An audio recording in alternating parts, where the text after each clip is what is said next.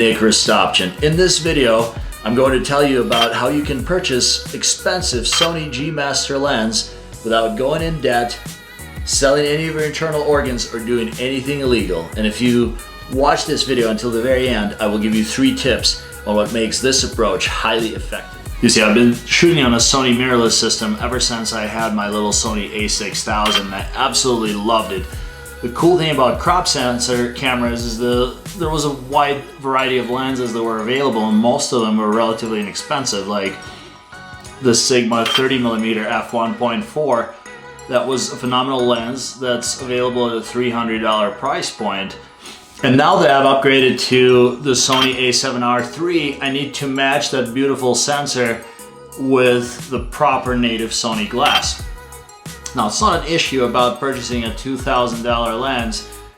A bigger issue is justifying the fact that I'm spending $2,000 on something that does not make me money. I'm a realtor, and I do use my camera for video production like this and for some real estate photography, but it's still more of a passion than something that makes me money, and I always feel really bad about spending money on myself. But one thing that I noticed from switching from the a6000 and the crop sensor camera is there's always a huge demand for lenses, and it is probably one of the easiest things to sell or resell. Okay, so what's the plan? Well, the plan's inside this bag. This one too.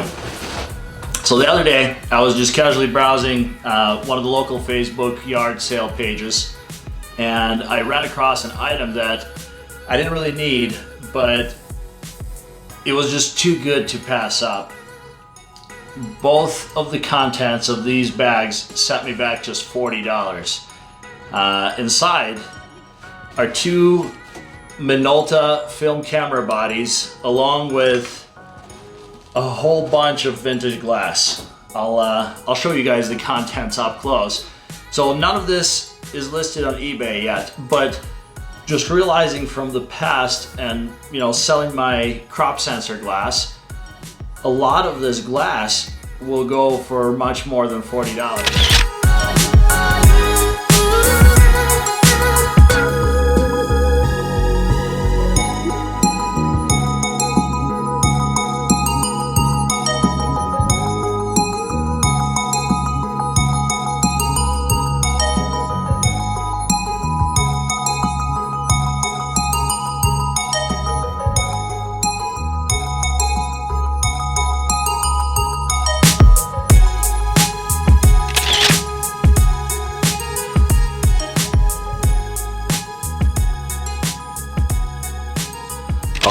Tip number 1, it would be a good idea to be on the lookout for vintage lenses that may be compatible with modern mirrorless cameras.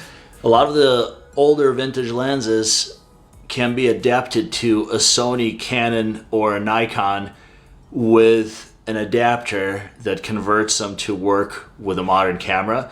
And a lot of people really like the effect that they accomplish with the use of those manual vintage lenses. So those particular lenses, like the Helios or Super Takumar, can have a higher price point. So if you walk into a pawn shop or come up on some awesome vintage lenses in an estate sale, often enough you could get crazy good deals because people are just trying to get rid of them. And with a little bit of work and with listing them on eBay or your local yard sale pages or any other ways of selling them online, you can double or triple your initial investment.